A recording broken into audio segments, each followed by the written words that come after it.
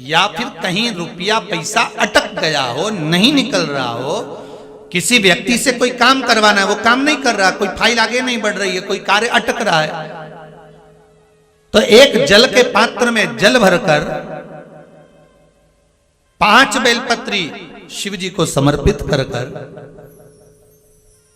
कुंदकेश्वर महादेव का नाम लेकर एक सफेद पुष्प बेलपत्री के ऊपर जो शिव जी को चढ़ाई है उस पर समर्पित कर जल जो लेकर गए हो, अपनी उस कामना को कर कि मेरा ये कार्य अटक रहा है, ये कार्य नहीं हो रहा, कुंदकेश्वर महादेव का नाम लेकर धीरे धीरे जल की धार चढ़ाइए। और एक बात हमेशा याद रखना, फिर निवेदन कर रहे हैं, अच्छे से समझ लेना, शंकर जी पर जब जल चढ़ता है, शिव जी का जब अभिषेक होता है, शंकर जी पर जब जल चढ़ाया जाता है, दूध चढ़ाओ, जल चढ़ाओ, कुछ भी चढ़ाओ, पर एक बात का स्मरण अपने जीवन में होना कि इतने ऊपर से मत चढ़ाना कि जल चढ़े और छींटे आपके ऊपर। बहुत ध्यान दीजिएगा।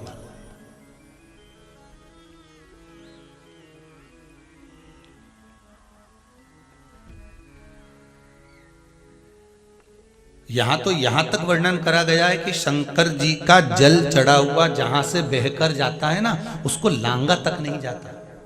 यहां लांगते हैं क्या? नहीं ना, परिक्रमा भी करेंगे तो वहीं से लौट कर वापिस इधर जाएंगे। शिव जी का जहां से जल बहकर जा रहा हो, चढ़ा हुआ जल जहां से बहकर जा रहा हो, उसको लांगा तक नहीं जाता। और कई लोग बड़े बड़े आनंद में शंकर जी पे इतनी ऊपर से जल चढ़ाएंगे तो वो छींटे पूरे अपने ऊपर आना चाहिए, शरीर पर आना चाहिए। नहीं नहीं, उसका दोष है महाराज, उसका दोष है।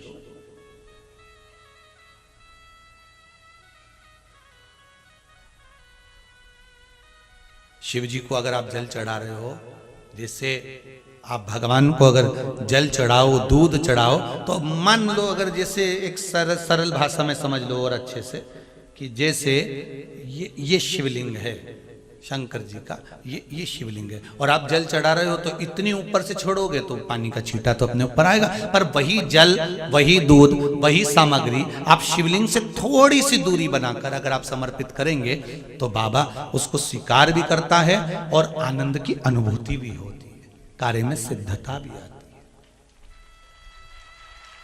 कार्य में उसकी सिद्धता भी होती है। अब तुम तो ऊपर से छोड़ रहे हो जिससे वो पानी तुम्हारे ऊपर ही आए, तो वो एक अलग प्रसंग है, बोलिए एक अलग विषय। बहुत ध्यान देना महाराज, भगवान को कभी भी कोई भी सामग्री, जैसे भगवान के मंदिर में अगर फूल चढ़ाने जा रहे हो, भगवान के मंदिर में अगर पुष्प समर्पित करने जा रहे हो, तो फूल का मुख अपनी ओर नहीं होना चाहिए।